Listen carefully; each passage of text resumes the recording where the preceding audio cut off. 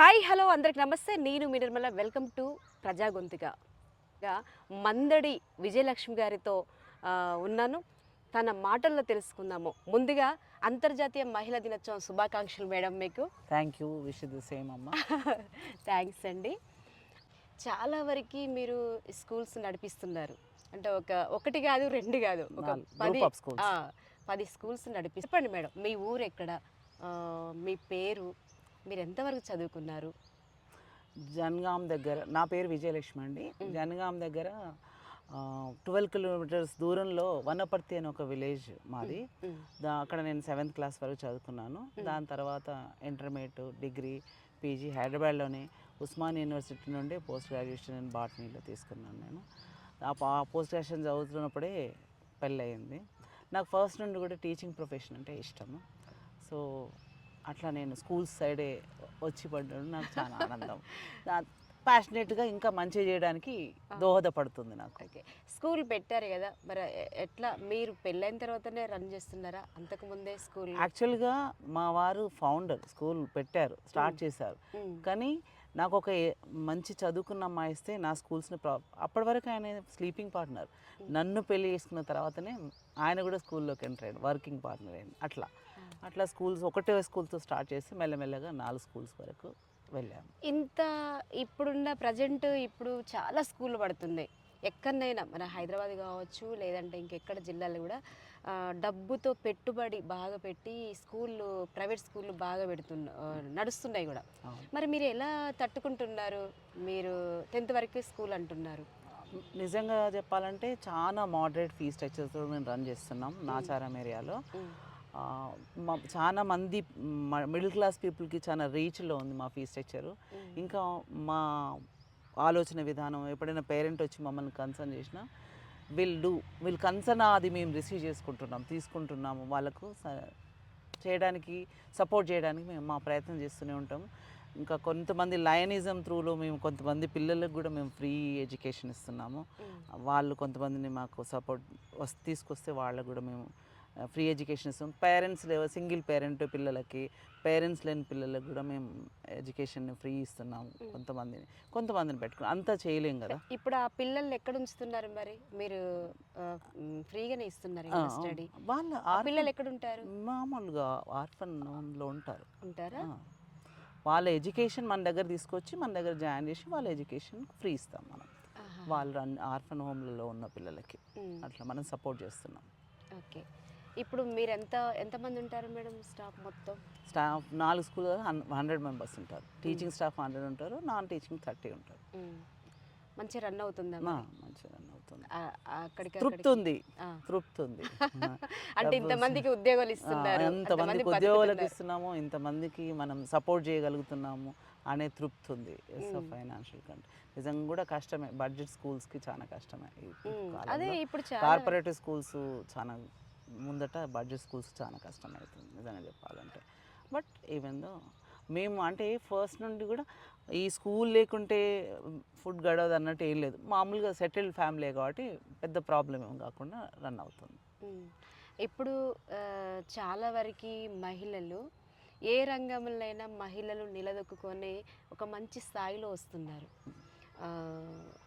ఇట్లా చాలామంది కూడా ఒక రంగంలో వాళ్ళతో వీళ్ళతో ఏది లేకుండా వాళ్ళ కాళ్ళ మీద వాళ్ళు బతకడం కానీ, స్టడీ కానీ, లేకపోతే వాళ్ళు ఏ రంగంలో ఉంటే ఆ రంగంలో పై స్థాయిలకు రావడం, నిలదొక్కుని రావడం.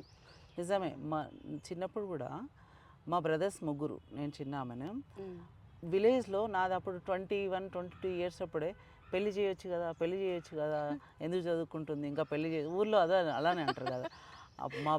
మా అన్నయ్య వాళ్ళందరూ లేదు ఆమె మంచిగా చదువుకుంటుంది, చదువుకోవాలి. వాళ్ళు సపోర్ట్ చేశారు, వాళ్ళు చదివించారు. చదువుకున్నా కాబట్టి మా హస్బెండ్ కూడా నాకు నేను స్కూల్ పెట్టాలనుకుంటున్నాను, నాకు ఒక చదువుకున్న వైఫ్ దొరికితే నా స్కూల్ నేను పర్ఫెక్ట్ రన్ చేయగలను వెతికినాడు కాబట్టి నేను దొరికిన. అలా మేమిద్దరం ఒకటవ్వడం, ఆ స్కూల్ 1ని 4 చేయడం జరిగింది. స్కూల్కి 4 స్కూల్లో ఎక్కడెక్కడ పెట్టారు మేడం? ఒకటి హేమానగర్లో ఉంది, ఒకటి మల్లాపూర్లో ఉంది, 2 నాచారంలో ఉన్నాయి. ఓకే. ఆడపిల్లల మీద జరుగుతున్న అగత్యాల గురించి, వాటి గురించి మనం జనరల్గా మాట్లాడుకుంటే సరే చట్టాలు సవరణలు కావాలి, మగవాళ్ళు కూడా కొంచెం మారాలి అని అనే దానికంటే ముందుగా వాళ్ళల్లో సగం కదా మనం, ఆకాశంలో సగం అవకాశంలో సగం కదా. మన నుండే ఎందుకు ఆ మార్పు తీసుకురావద్దు? మనమే ప్రతి ఏరియాలో మనం ఉన్నాం. ఇప్పుడు వాళ్ళ ఫాదర్ అయితే వాళ్ళ మదర్ లాగా ఉన్నాం, వాళ్ళ అన్న అయితే మనం చెల్లి లాగా ఉన్నాం. అంటే ప్రతి బంధంలో మనం ఉన్నాం కదా.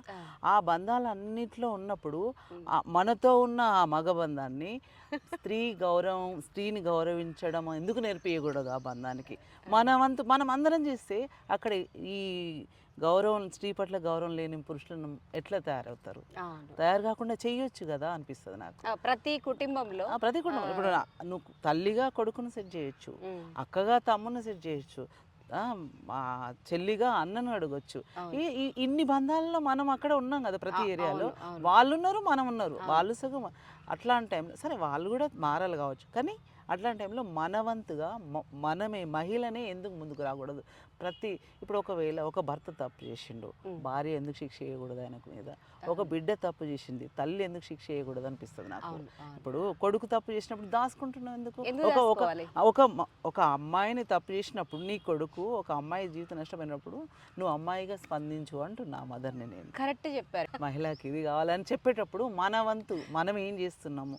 మనము మన ఇంట్లో ఉన్న మగవాళ్ళకు స్త్రీలను గౌరవించాలని మన పిల్లలకు నేర్పించాలి. మనమే వాళ్ళని డిస్క్రిమినేట్ చేసి అక్క కదా చెల్లెకిచ్చే, అక్కకిచ్చే అని మనమే మదర్గా మనమే తప్పు చేస్తున్నాం. ఆ డిస్క్రిమినేషన్ మనమే చూపెడుతున్నాం. అక్కకిచ్చే, అది చెల్లెకిచ్చే, అన్నకిచ్చేసే, వాడు ఆడుకుంటాడు. ఎందుకు కొడుకు అంటే అట్లా, బిడ్డ అంటే ఇట్లా? ఆ కుటుంబ నేపథ్యంలో కాకుండా పొలిటికల్ కూడా అది కనిపిస్తుంది. ఇప్పుడు పొలిటికల్ విషయానికి వచ్చినప్పుడు మహిళలకు వస్తుంది. పొలిటికల్ కాదమ్మా, డ్రైవింగ్ కొంచెం ఇటువంటి చేస్తే ఆడమ నడుపుతుందిరా, అందుకే అట్లా చేస్తుంది. మగోళ్ళు నడిపేటప్పుడు తప్పులు చేసిన వాళ్ళు చాలాసార్లు ఉంటాయి, కానీ వాటన్నిటిని పక్కన ఆడమ నడుపుతుంది అందుకే అట్లున్నది ఆ డ్రైవింగ్ అని అంటారు. అంటే అదే కదా, కార్లో కొంచెం తప్పు జరిగితే ఆడమ నడుపుతున్నా, పోనీరా ఆమెతోటి ఏం పంచాయతీ పెట్టుకుంటారు, ఆడమ నడుపుతుంది. ఏదైనా వాళ్ళు తప్పులు చేసిన రోజులు కూడా ఉంటాయి, కానీ స్త్రీ అంటే అట్లా చిన్న చూపు, వీళ్ళు చెయ్యలేరు, వీళ్ళు ఎంత అనేది ఉన్నది. అదైతే ఉంది సమాజంలో, కూరుకుపోయింది అది. కానీ చాలా మంది ఇప్పుడు చూస్తున్నాం కదా మనం, చాలా మంది మహిళలు చేయలేదంటూ ఏమీ లేదు. ఇప్పుడు ప్రజెంట్ మన కళ్ళ ముందు కూడా కనిపిస్తుంది కదా. ఏం లేదు, ప్రతి దాంట్లో మనం చేయగలుగుతున్నాం. దాంతోపాటు నేనేమంటున్నా అంటే మగవారిలో మార్పుకు కూడా మనమే కారణమైదామంటున్నా. ఎందుకంటే మనం ఉన్నాం కదా, ప్రతి ఏరియాలో మనం ఉన్నాం, ప్రతి బంధంలో మనం ఉన్నాం. ఎలా మార్పు అంటే ఇప్పుడు మగవాళ్ళలో మార్పు తీసుకురావాలంటున్నారు, ఏ రకంగా మార్పు తీసుకురావాలని మీరు భావిస్తున్నారు? చెప్తున్నా కదా, కొడుకు తప్పు చేస్తే తల్లిగా కఠిన చర్య తీసుకోవాల్సిందే, దాని వెనుకందు అయ్యో కడుపు తీపని ఆలోచించొద్దు, తప్పే. ఒకవేళ ఏదైనా అమ్మాయిని అన్యాయం చేస్తే ఆ కొడుకుని నిర్దాక్షిణంగా ఆ మదర్ శిక్షించాల్సిందే, అక్కడే తీసుకోవాలి స్టెప్. అట్లా తీసుకోవడం మొదలు పెడితే ఎవరు చేయరు, నా తెలిసిన మటుకు ఎవరు రారు. ఎందుకంటే బ్రాటప్ ప్రతి చిన్నప్పటి నుండి నువ్వు మాట నేర్పిస్తున్నావు, అన్నీ నేర్పిస్తావు. తల్లి మొదటి గురువు కదా ఖచ్చితంగా. మరి మొదటి గురువు స్థానం నీకున్నప్పుడు నువ్వే చేంజ్ చేయొచ్చు. అక్కడ మదరే సన్కి నేర్పించవచ్చు. అది ఆ బ్రాటప్ వస్తే, స్త్రీలను గౌరవించే బ్రాటప్ మనం తీసుకొస్తే ఇట్లాంటివన్నీ చాలా తక్కువ చేయొచ్చు. మార్పు అనేది కుటుంబం నుంచే మొదలవ్వాలి అనేది. అమ్మ నుండి మొదటిగా, ఫస్ట్ మదరు మొదటి గురువు. అమ్మ, అక్క, చెల్లె, వదిన, ఎన్ని బంధాలు ఉన్నాయి ఇంట్లో, అన్ని బంధాలు దానికి కట్టుబడి ఉండి, వాళ్ళల్లో తప్పు ఉంటే మనం అక్కడనే దాన్ని సోషల్ బైకాట్ చేసి ఏదో చేసి అక్కడనే సరి చేయాలనిపిస్తుంది. వేరే ఏవో చట్టాలు, ఏవో సవరణలు ఎక్కడికో వెళ్ళేందుకంటే first step if you do here డెఫినెట్గా చేంజ్ తీసుకురావచ్చు అనిపిస్తుంది. అవును, ఇప్పుడు చాలామంది కూడా మ్యామ్ ఇప్పుడు అత్యాచారాలు జరుగుతున్నాయి, ప్రేమలు ఎక్కువగా, ప్రేమ పేరుతోనే చాలామంది బ్రేకప్ చేసుకొని మోసాలు జరుగుతున్నాయి. చాలామంది కూడా ఆత్మహత్యలు చేసుకుంటున్నారు బ్రేకప్ అవ్వగానే. మనసంతా వాళ్ళకు అంత పిచ్చి పిచ్చిగా అయిపోయి లేడీస్ కానీ జెంట్స్ కానీ అవును. వీళ్ళకి ఏం చెప్పదలుచుకుంటారు మీరు? మీడియా ప్రభావం, మీడియా త్రూ ప్రభావం ఎక్కువ ఉన్నది. అది ఖచ్చితంగా ఆర్థిక స్వాతంత్రం కూడా ప్రతి ఆడపిల్లలకి ఎక్కువ ఉన్నది. ఫస్ట్ మంచి చెడు నేర్పించాల్సింది మాత్రం ఫ్యామిలీయే. పేరెంట్స్గా వాళ్ళ ఆలోచన మంచి చెడు నేర్పించింది. సమాజం కొంత మేరకే, నేను కాదనను, సమాజం ప్రభావం ఉంటుంది, కానీ కొంత మేరకే. ఆ బ్రాటప్ ప్రాపర్గా ఉన్నప్పుడు, ఆ బ్రాటప్ స్ట్రాంగ్ ఉన్నప్పుడు సమాజం ప్రభావం దాని మీద అంత పడదు. రైట్? సమాజం ప్రభావం పడుతుంది అని అనుకున్నా కూడా ఆ బ్రాటప్ మనం తీసుకొచ్చిన బ్రాటప్ వాళ్ళని అటు సైడ్ వెళ్ళనివ్వదు. వాళ్ళు కరెక్ట్గా ఆలోచించాలి. ప్రతి నిమిషం వాళ్ళ ఆలోచనను గమనించాలి. తల్లిదండ్రులుగా వాళ్ళ చుట్టూ ఉన్న వాళ్ళ ఆలోచన గమనించాలి, వాళ్ళకి కౌన్సిల్ చేయాలి, మంచి చెడు నేర్పిస్తూ వెళ్ళిపోవాలి. దానికి గాను మీడియా కూడా చాలా దోహదపడాలి. ప్రతి ఎట్లా ఏవైతే మంచి నేచర్ని డెవలప్ చేసే దిశగా ఉంటాయో అట్లాంటి ప్రోగ్రామ్స్ని, అట్లాంటి మోటివేటివ్ క్లాసెస్ని, అట్లాంటివి బాగా.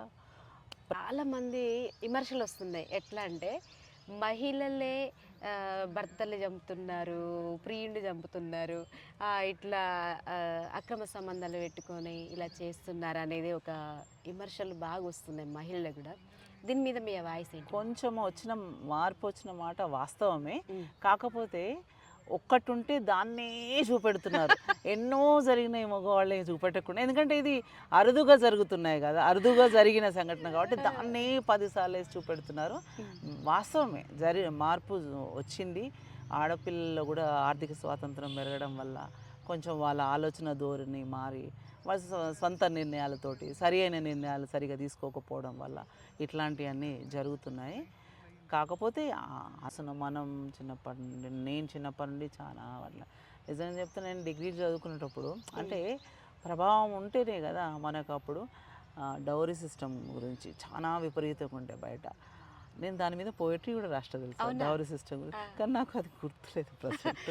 అవును మ్యామ్, మర్చిపోయా. మీరు స్కూల్ రన్ చేస్తూ కవితలు కూడా రాస్తూ ఉంటారు. మీ ఆయన కూడా బాగా కవితలు, సాహిత్య పట్ల ప్రేమ, మీ ఇద్దరి పట్ల లవ్ కూడా చాలా. అసలు మొన్న మీటింగ్లో చూసాను, చాలా బాగా మాట్లాడుతున్నారు సార్ కూడా. ఆయన నిజంగా చెప్తున్నా కదా, నన్ను చాలా ఇన్స్పైర్ చేసింది సార్. జనరల్గా పెళ్ళి కాగానే ఆయన చదువుకున్న అమ్మాయిని చేసుకున్నది ఎందుకో తెలియదు, కానీ చదువుకున్న అమ్మాయిని చేసుకున్న తర్వాత కూడా నన్ను ఇంట్లో కూర్చోబెట్టి, నేను ఏమి ఎక్స్పెక్ట్ చేయలేదు. ఓకే, ఇంత పెళ్ళైన తర్వాత ఎట్లుంటుందో తెలియదు కదా, నేను బయటకు వెళ్తానా, ఉద్యోగం చేస్తానా, ఏమి చేస్తానా అని నేనేం ఆలోచించలేదు. కానీ మా హస్బెండ్ని నన్ను ప్రోత్సహించి స్కూల్లోకి తీసుకొచ్చి నన్ను అక్కడ కూర్చోబెట్టి, నేను నాకంటే ముందు ఆయనే నన్ను ప్రోత్సహించింది.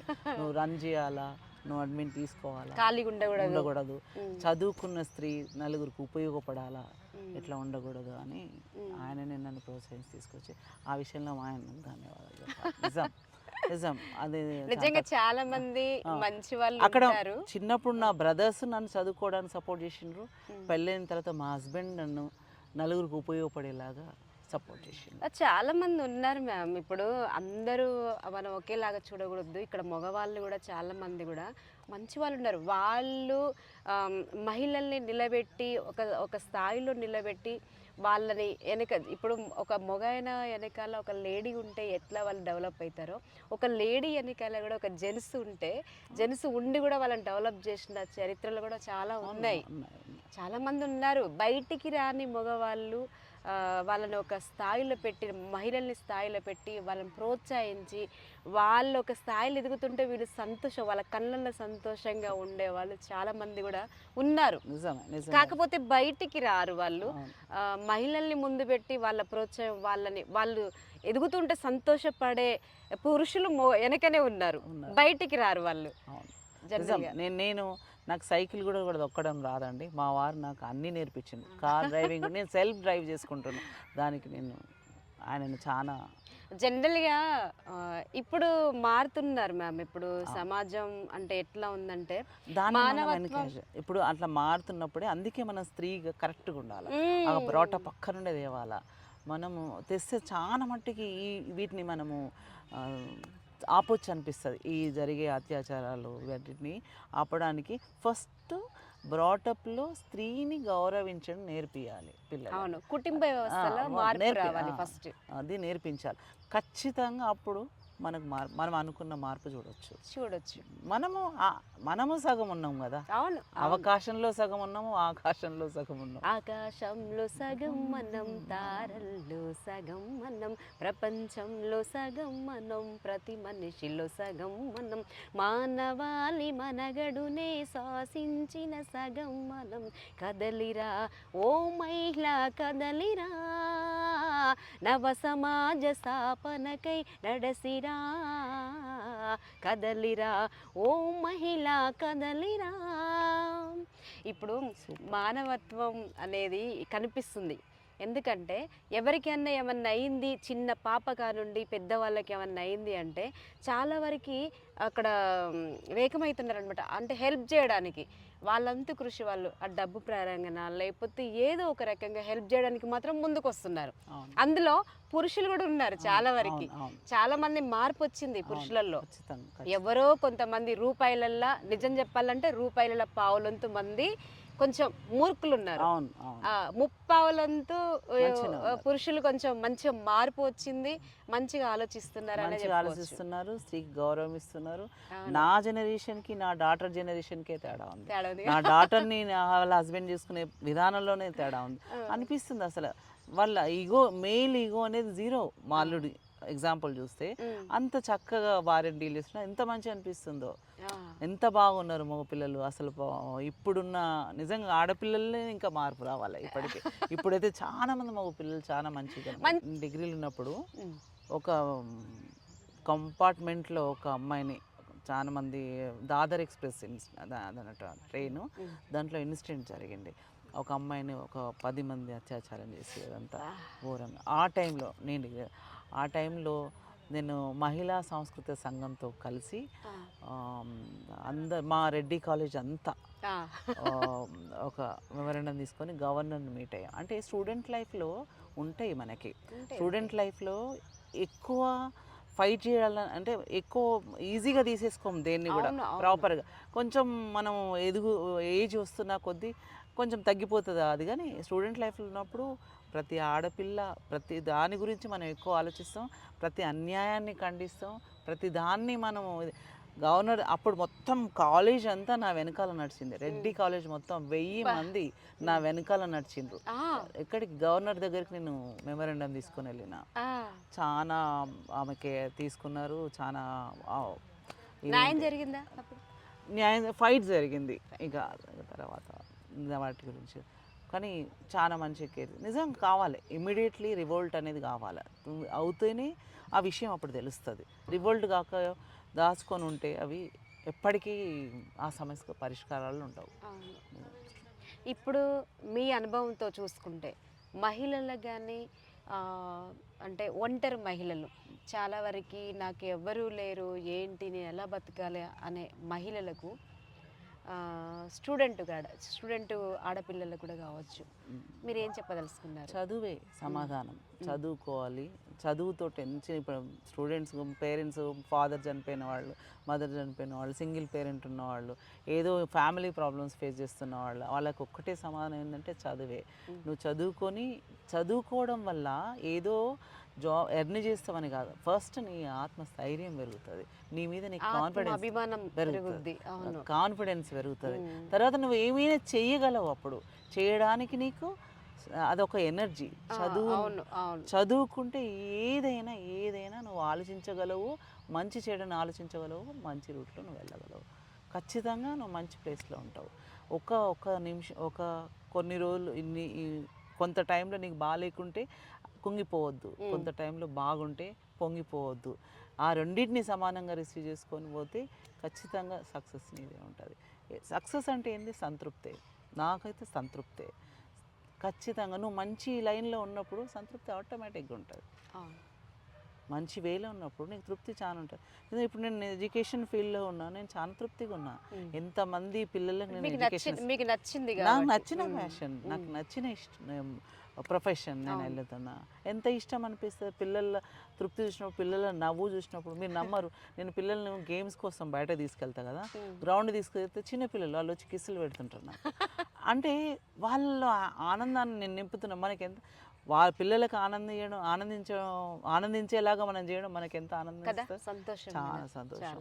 ఎదుటి వ్యక్తి సంతోషంలోనే మన సంతోషం ఉంది అని అనుకో. నిజంగా అది అవును కరెక్ట్. అవును అవును ఖచ్చితంగా. నిజంగా కూడా మీరు అందరు ఆ రోజు ప్రోగ్రాంలో కూడా అంత హ్యాపీ ఫీల్ అవుతుంటే మీరు బిలీవ్ చేయరు నేను ఎంత హ్యాపీ ఫీల్ అయినా. అవును. ఎందుకంటే నేను వీళ్ళందరినీ హ్యాపీ చేయగలిగిన, సంతోషపెట్టి ఒక సాహిత్యం మీద మక్కువే కావచ్చు, ఒక మనిషి మీద అభిమానమే కావచ్చు, ఆ చూపెట్టే విధానంలో మీరు ఆనందం రిసీవ్ చేసుకో హ్యాపీగా ఉన్నప్పుడు నాకు అంత డబుల్ ఉంటుంది. డబుల్ ఉంటుంది. అవును, కరెక్ట్ చెప్పారు. సంపత్ గారు నాకు అలా రిసీవ్ చేసుకోవడం నాకు ఎంత హ్యాపీ అనిపించిందో నిజంగా చెప్తున్నా. అంటే నేను దానికోసం ఆలోచించిన హౌ టు, నేను ఎట్లా హ్యాపీ ఉంచాలి వీళ్ళందరినీ, ఎట్లా హ్యాపీ చేయాలి. గ్రేట్ తెలుసు అంతమందిని మీరు. మినిమం ఆ రోజు ఎంతమంది రావచ్చు మ్యామ్? 50 పీపుల్ని వాళ్ళ ముందే వాళ్ళని కనుక్కొని, మీకు ఏమి ఇష్టం అని కనుక్కొని, మీకు ఇష్టమైన సాహిత్యం ఒక టైటిల్ ఇవ్వమని వాళ్ళకి ఆ టైటిల్ ఇస్తూ, అది ఎంత హ్యాపీగా ఫీల్ అయ్యారు వాళ్ళు అంటే ఒక గుర్తింపు. కవిగా వాళ్ళ గుర్తింపు అదే. అవును, ఖచ్చితంగా చెప్పాలంటే కవిగా గుర్తింపు అదే. మీరు ఒక కవితను చదివారు, ఆ రోజు చదివారు కదా. ఏం చదివాను? మీకు నచ్చిన కవిత, సరే అది కాకపోయినా మీకు నచ్చిన కవిత. నాకు నచ్చిన కవిత అంటే అదే నేను అన్నా కదా, మన సొమ్ము మనం తినడం ప్రకృతి, పరుల సొమ్ము గుంజుకొని తినడం వికృతి, మన సొమ్ము పంచుతూ తినడం సంస్కృతి. ఆ పంచడంలో ఆనందం ఉంది, ఆ సంస్కృతిలో ఆనందం ఉంది. అలా పంచినప్పుడు మనకు వచ్చే ఆనందంలో వేరు. Super super nice. చాలా బాగా చెప్పారు. ఆ రోజు కూడా చాలా హ్యాపీగా ఫీల్ అయినాం చదువుతుంటే. మీ లైఫ్లో మీరు బాగా బాధపడ్డ సంఘటనలు ఏమన్నా ఉన్నాయా? నేను ఇదే చెప్తున్నా కదా, నేను 21-22 ఇయర్స్ ఉన్నప్పుడు అందరూ పెళ్లి చేయట్లేదు, ఎందుకు ఈ అమ్మాయికి పెళ్లి చేయకుండా ఏందో చదువు అని పంపించిండ్రు. ఎట్లుంటుందంటే విలేజెస్లో ఏమే అక్కడ పెళ్లి చేస్తలేరు, అక్కడ వెళ్ళి చదువుతుంది ఏమో, వీళ్ళ బ్రదర్స్ ఏంది అని. మా అన్నయ్యలు ఏమో లేదు లేదు ఆమె చదువుకుంటుంది. వాళ్ళకి నాకు చాలా డిఫరెన్స్, మా పెద్దన్నయ్య నాకు 20 ఇయర్స్ డిఫరెన్స్. వాళ్ళేమో వాళ్ళకి చదువు విలువ తెలిసింది, వాళ్ళు అప్పటికి ఆ ప్రొఫెషన్లో ఉన్నారు కాబట్టి నన్ను చదువు సైడ్ ప్రోత్సహించారు. నిజంగా వాళ్ళు చేసిన అప్పుడు మరి ఆర్గనైజేషన్, స్టూడెంట్ ఆర్గనైజేషన్ ఉన్నది కదా, అప్పుడు మీరు అప్పుడు ఆ రంగంలో వెళ్ళాలనిపించలేదు అంటే? మూమెంట్ కూడా స్టూడెంట్ మూమెంట్ కూడా అలా ఉంటుంది. ఇంటర్మీడియట్లో ఉన్నప్పుడు నాకు జననాట్య మండలి పాటలు చాలా ప్రభావితం చేసి, గద్దర్ పాటలు చాలా ఇష్టం ఉండేది, ఆయన సాంగ్స్ చాలా వినేది, ఆయన పాటలు చాలా నచ్చేది, ఆయన గురించి చాలా విషయాలు తెలుసుకోవడానికి ప్రయత్నించేది. గద్దరు అప్పుడు చదువుకున్న వాళ్ళు ఆ ప్రభావం మీద పడ్డప్పుడు జనరల్గా అటువైపు వెళ్ళాలనేది కోరుకుంటారు ప్రతి స్టూడెంట్. మీరేంటి మరి అటువైపు వెళ్ళలేదు? అయ్యో, నా ఇంటర్మీడియట్ నా ఫ్రెండ్, నేను ఇంటర్మీడియట్లో క్లాస్ లీడర్ నేనే, క్లాస్ రిప్రజెంటేటివ్ నేనే, పీజీలో క్లాస్ రిప్రజెంటేటివ్ నేనే. నేను ఇంటర్మీడియట్లో ఉన్నప్పుడు నా ఫ్రెండ్స్ అనేవారు, విజయలక్ష్మి నాకు తెలిసిన మటుకు వెళ్ళిపోతుంది అడవులకనే. అంటే ప్రతిదాన్ని నేను రివోల్ట్ అయిపోయేది. ఏదన్నా అన్యాయం ఉంటే చెప్పేది, తీసుకెళ్ళేది. ఇప్పుడు ఏదైనా అమ్మాయికి ఏదైనా జరిగితే నేను ఆఫీస్ తీసుకెళ్ళి టీచర్స్తో మాట్లాడించడం, అప్పటి నుండి నీకు ఆ లక్షణాలు ఉన్నాయిలేండి, లీడర్ లక్షణాలు. నేను అందుకే క్లాస్ లీడర్ని అక్కడ, రిప్రజెంటేటివ్ అనేది, క్లాస్ రిప్రజెంటేటివ్ అంటారు. క్లాస్ రిప్రజెంటేటివ్గా ఇంటర్మీడియట్, డిగ్రీ, పీజీ అన్నీ నేనే. నేను ఇంటర్మీడియట్ చదువుకుంది జనగాంలో, పీజీ చదువుకుంది హైదరాబాద్లో, కానీ అది కంటిన్యూ అయింది. పీజీ నేను ఉస్మానియా యూనివర్సిటీ నుండి అన్నీ. కానీ మీ ఫ్రెండ్స్ అట్లా ఆ స్టూడెంట్ రంగంలో వెళ్ళిపోయిన వాళ్ళు ఉన్నారా? లేరు లేరు లేరు లేరు. మా బ్రదర్ వాళ్ళు వచ్చినాయి. మా చిన్ననే ఎక్కువ కొండపల్లి సీతారామయ్య అవి ఇవి అట్లా ఆయన ముచ్చట్లు చెప్పడము, ఈ గద్దరు విషయాలు మాట్లాడడం, దీని గురించి మాటలు, ఆ పాటలు ఆయన దగ్గర ఉన్నాయి. అంటే ఒక అన్యాయాన్ని ఎదిరించాలి అనే భావం మాత్రం ఆయన నుండి నాకు పడ్డది. అందుకే మీరు ఇంత స్ట్రాంగ్ ఉన్నారు. అవన్నీ ఉన్నాయి కాబట్టి స్టూడెంట్ ఆర్గనైజేషన్లో కూడా మీరు ఎంత ఎదుర్కొన్నారు కాబట్టి. నేను డిగ్రీలో రెడ్డి కాలేజ్లో, నేను విలేజ్ నుండి వచ్చిన అమ్మాయిని రెడ్డి కాలేజీలో డిగ్రీ చదువుతున్న టైంలో టోటల్ కాలేజీ నా వెనకాల నడిచింది గవర్నర్ దాకా. అంటే నేను ఎంత ప్రభావితం మామూలు విషయం కాదు. మొత్తం కాలేజీ దాదర్ ఎక్స్ప్రెస్ ఇన్సిడెంట్ని ప్రొటెస్ట్ చేస్తూ మొత్తం కాలేజ్ నా వెనకాల నడిచింది గవర్నర్ దాకా. గవర్నర్ మీకు ఇంత టాలెంట్ ఉంది కదా మ్యామ్, మీరు అప్పటి నుంచి మీకు కొంచెం అవగాహన ఉంది. పొలిటికల్కి వచ్చినప్పుడు మరి పొలిటికల్ ఏమన్నా మీరు చేయగలరా? రాజకీయంగా ఏమైనా పార్టీ ఆర్గనైజేషన్ అంటే ఏమైనా పదవులు ఇస్తే చేసే కాడ ఉన్నారా? ఏదన్నా ఇస్తే ప్రూవ్ జనరల్గా ఏ చేసుకోవడానికి. పార్టీలో చేస్తారు మీరు? నేను ఏ పార్టీకి సపోర్ట్ చేయను, ఏ పార్టీని ఓన్గా ఒక పాలిటిక్స్లో నేనేం వెళ్ళలేదు. కాకపోతే నాకేమనిపిస్తుంది అంటే ఏదైనా వస్తే హెల్ప్ చేయాలి పీపుల్కి. ఆ ఛాన్స్ వస్తే మాత్రం తీసుకొని హెల్ప్ చేయాలి, హెల్ప్ చేయాలని ఉన్నది. త్వరలో ఒకవేళ వస్తే చేస్తారా ఖచ్చితంగా భవిష్యత్తులో? మనకి ఇవ్వాలి కదా. అంటే పవర్ఫుల్ లేడీ కాబట్టి కొంచెం ఒక మాట అడిగే కాడ ఉన్నారు, ఒకరు తన్నే కాడ కూడా ఉన్నారు కాబట్టి అలాంటి వాళ్ళు కూడా ఇన్సిడెంట్ అవసరం. నేను ఇంటర్మీడియట్లో ఆ ఇన్సిడెంట్ కూడా జరిగింది నాకు. తీసుకెళ్ళి ఒక అమ్మాయిని ఏదో అన్నందుకు తీసుకెళ్ళి ఆఫీస్ రూమ్ తీసుకెళ్ళి లెక్చర్ దగ్గర ప్రిన్సిపల్ దగ్గర నిలబెట్టించి మస్తు కొట్టించి. అంటే ఎక్కడ ఆగాం, విజయలక్ష్మి పక్కన ఉంది అంటే వాళ్ళ సైడ్ కూడా కాదు రాకపోయారు. మ్యామ్, మీరు ఇంత స్ట్రాంగ్గా అంత అంటే ఎనర్జీగా ఉన్నారు. స్టూడెంట్ ఆర్గనైజేషన్ అంటే చాలా చాలుగా ఉంటారు బాగా. మీరు ఎవరిని అంటే లవ్ ఏమైనా, ఇప్పుడు మీరు లవ్ మ్యారేజ్ అయినా మీ సార్? అరేంజ్ మ్యారేజ్ అన్న. అవునా? లవ్ మ్యారేజ్ కాదు? లేదు అరేంజ్ మ్యారేజ్. చుట్టాలా? లేదు చాలా మంచోడు మీ సార్. అది మాత్రం నిజం, చాలా మంచోడు. నా అదృష్టం అది. మీ అదృష్టం. అది ఆ భావాలు ఇంకా కంటిన్యూ కావడానికి ఆయనే కారణం. ఎందుకంటే అంటే ఆ భావాలు ఉన్నా కూడా ఏదన్నా ఇక్కడ ఉన్న అన్యాయం ఉన్నా ఎదిరించాలంటే మా హస్బెండ్ సపోర్ట్ ఉంటేనే కదా నేను ఆయనైతే నన్ను చాలా ఆయన విషయంలో నేను చాలా హ్యాపీ. ఎందుకంటే నేను చెప్పినా కదా, స్కూల్ రన్ చేస్తున్నా అంటే ఆయనే నన్ను తీసుకొచ్చారు, ముందుకు తీసుకొచ్చారు, పెట్టారు. ఆయనే నా నెత్తి మీద పెట్టారు. ఆయన నేను ఫస్ట్ నువ్వు ఇది చెయ్యు, నేను వద్దులే అన్న వెనుకంజ చేసినా కూడా లేదు నువ్వు చెయ్యగలవు అని తీసుకొచ్చి నా నెత్తి మీద పెట్టి ఆ బాధ్యతను కరెక్ట్గా నాతో చేపిస్తున్నారు, ఇప్పటికి కూడా చేపిస్తున్నారు ఖచ్చితంగా. అంతర్జాతీయ మహిళా దినోత్సవం అంటే మీరు మీరు అనుభవించిన విషయాలు అనుకుంటున్నారా? జనరల్గా దీని అర్థం ఏంటి మ్యామ్? దేనికైనా ఒక స్ఫూర్తి నింపే ఛాన్స్ రావాలి. ఏదైనా ఏ దాని గురించి మాట్లాడినా ఒక స్ఫూర్తి ఎవరు ఖచ్చితంగా ఒకరి మాట వల్ల ఎవరైనా ఒకరు స్ఫూర్తిని అందుతారు, నో డౌట్ ఎట్ ఆల్. నాకేమనిపిస్తుంది, నేనైతే మహిళలకు చెప్పే విషయం ఏంటంటే మనం ఎవరినో నిందించే కంటే మన వంతుగా మనమే మొదలెడదాం. మన ఇంట్లో మన మన దరిదాపుల్లో కనపడే దాంట్లో మనమే ఫస్ట్ మొదలెడదాం. ఫస్ట్ మన పిల్లలకి స్త్రీలను గౌరవించడం ఎలా అని నేర్పిస్తూ పెంచుదాం. మన భర్తకి, మన చుట్టుపక్కల ఉన్న మన మరుదులు ఎవరైనా మన ఇంట్లో వాళ్ళు మగవాళ్ళు తప్పు చేస్తే మనము దాన్ని ఖచ్చితంగా ఖండించాలి, అపోజ్ చేయాలి అని నేను చెప్తాను. మన ఇంట్లో మగవాళ్ళు ఎవరైనా పిల్లలకి అన్యాయం చేసిండ్రు, ఎట్టి పరిస్థితుల్లో మనం ఊరుకోకూడదు, ఖండించాల్సిందే. అది కఠినంగా శిక్షించాల్సిందే, ఖండించడం కాదు. అది ఇంకా అంతకంటే పెద్ద నేరం ఇంకోటి లేదు, అంతే. మీకు ఎంతమంది పిల్లలు? ఒక కొడుకు, ఒక బిడ్డ. మ్యారేజ్ అయిపోయింది? పాపది మ్యారేజ్ అయిపోయింది, బాబు డిగ్రీ చదువుతున్నాడు. ఓకే మ్యామ్, మేము పిలవగానే మీ అమూల్యమైన టైంని కేటాయించి ఇక్కడికి వచ్చి మీ వాయిస్ని మాకు ఇచ్చినందుకు మీకు అంతర్జాతీయ మహిళా దినోత్సవం శుభాకాంక్షలు మరొకసారి తెలియజేస్తూ. థ్యాంక్ యూ, అందరికీ మహిళా దినోత్సవ శుభాకాంక్షలు. Thank you. సిటీ బ్రాటప్లో ఆడపిల్లలు చాలా చిన్న చిన్న విషయాలకు కృంగిపోతున్నారు, సూసైడ్స్కి వెళ్ళిపోతున్నారు. నిజంగా చెప్పాలంటే గ్రామీణ నేపథ్యంలో పెరిగిన పిల్లల ఆలోచనలు, వాళ్ళ ధైర్యమే డిఫరెంట్గా ఉంటుంది. మేము అక్కడెక్కడో ఊర్లో పుట్టి పెరిగి వచ్చి స్కూల్స్ని ఇంత దిగ్విజయంగా నడపగలుగుతున్నాం, ఇంత సక్సెస్ఫుల్ ఉన్నామంటే చిన్నప్పుడు మాకు ఉన్న కాన్ఫిడెంట్. అంటే ఎందుకంటే అంటే బ్రాటప్ ఎంత ప్రభావితం చేస్తుందో దీన్ని బట్ట ఆ బ్రాటప్ అన్నీ చూపెడుతుంది. పక్కింట్లో కొట్టుకునే చూసినాం, ఆ పక్కింట్లో భార్యను కొట్టే చూసినాం, ఈ పక్కింట్లో ఇవన్నీ మనం చూసినాము. సో ఆ కష్టం ఏందనేది మనకు తెలిసింది, ఆ బాధ ఏందని మన జనాలు ఎట్లుంటారు, ఎట్లా మోసం చేస్తారు, ఎట్లా చీట్ చేస్తారు, ఇవన్నీ విషయాలు తెలుస్తూ చూస్తూ పెరిగినాం. కాబట్టి వాటిని తట్టుకోవడానికి ధైర్యం ఆ బ్రాటప్లో మాకు దొరికింది.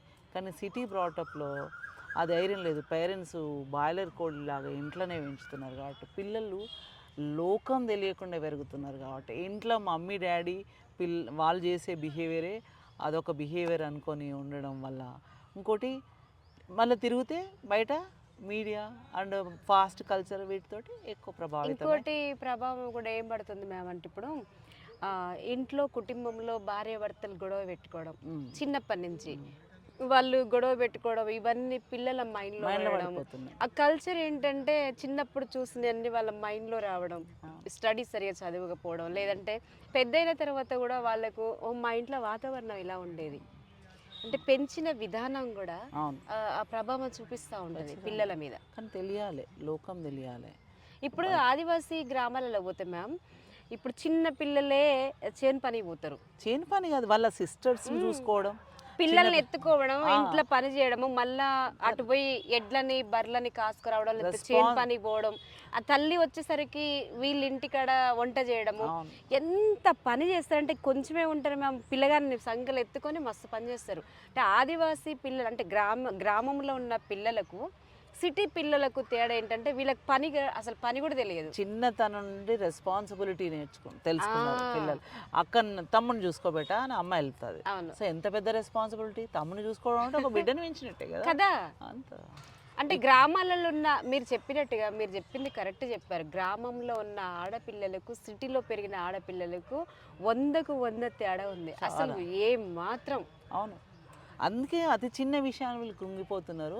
వాళ్ళు అలా అవ్వట్లేదు, వాళ్ళ ధైర్యంగా ఎదుర్కొంటున్నారు. వాళ్ళకి అవి ఇప్పుడు నువ్వు నీ జీవితంలో ఒకసారి జరిగిన సంఘటన నీకు ఇంకోసారి జరిగితే దానికి నువ్వు పెద్ద బాధపడవు.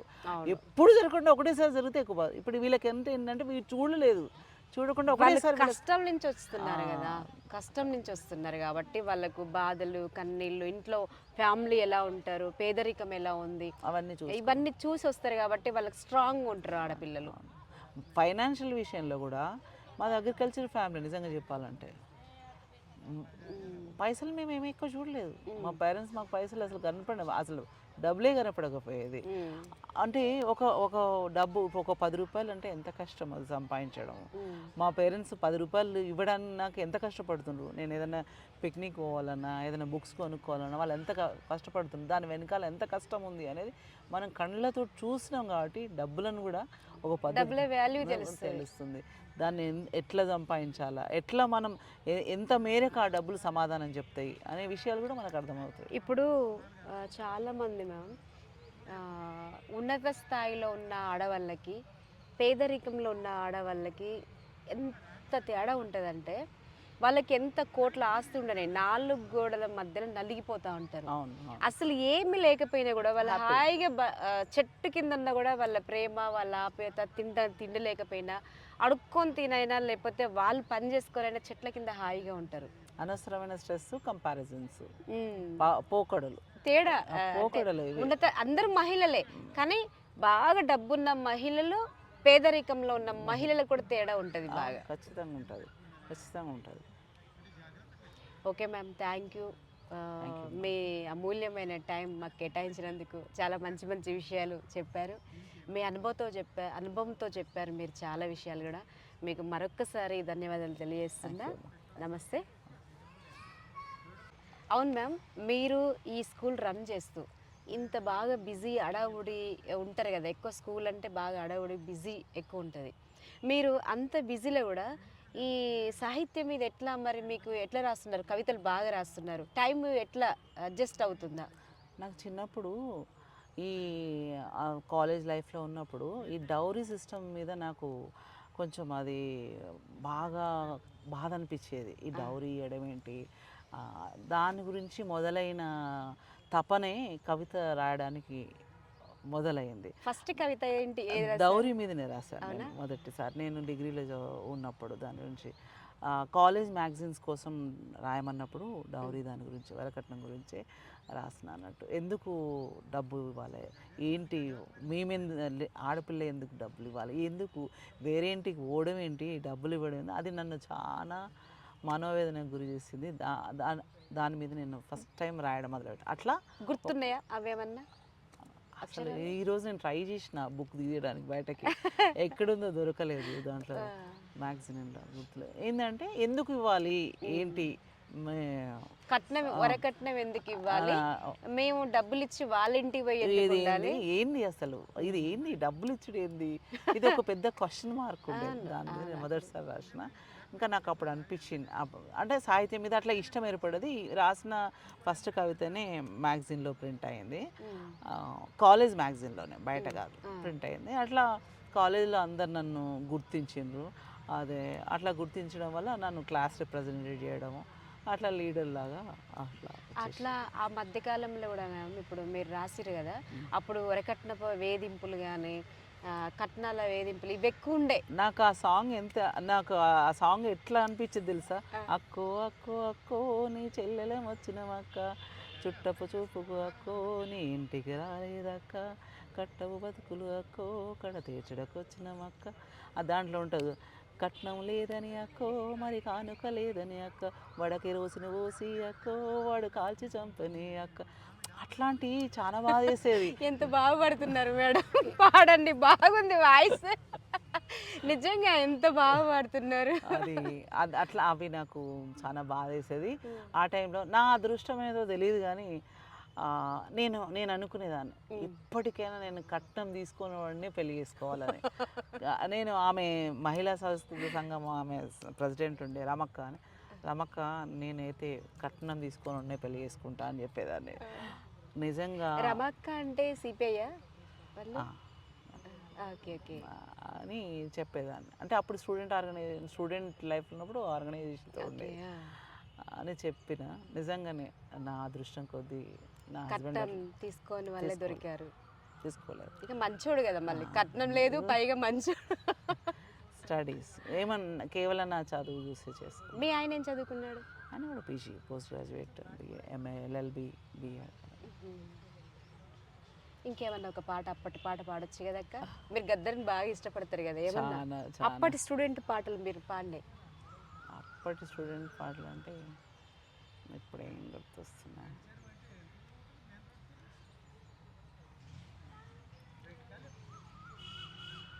రేల రేల రేలా రేలా రే, ఆ కొండల నుండి కోయల నుండి గంగమ్మ పురుకలు చూడు, వంపులు తిరిగిన వయ్యారంతో వేణు గంగమ్మ ఉరుకలు చూడు, ఏటిలో నవ్వుట చూడు, లాల లాల లాల లాల, సెలిమెలోన సెగలు చూడు, లాల లాల లాల లాల.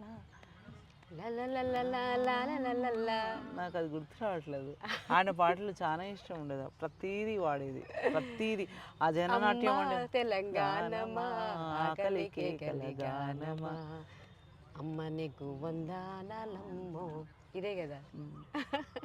తర్వాత కూడా నాకు ఆయన అందశ్రీది అది కూడా నచ్చింది. ఏం పాట? మాయమైపోతున్నాడమ్మా మనిషి. విన్నారా పాటలు మొత్తం? చాలా రీసెంట్గా పాడాను నేను ఒకటి ఆయనది. అవునా? అంటే ఆయన పాట ఆయన పాడిపించాడు నాతో రీసెంట్గా, అదే పాటని మళ్ళీ.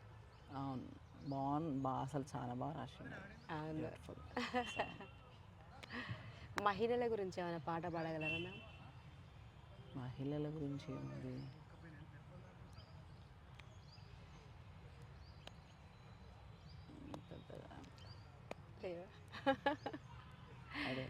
ఓకే.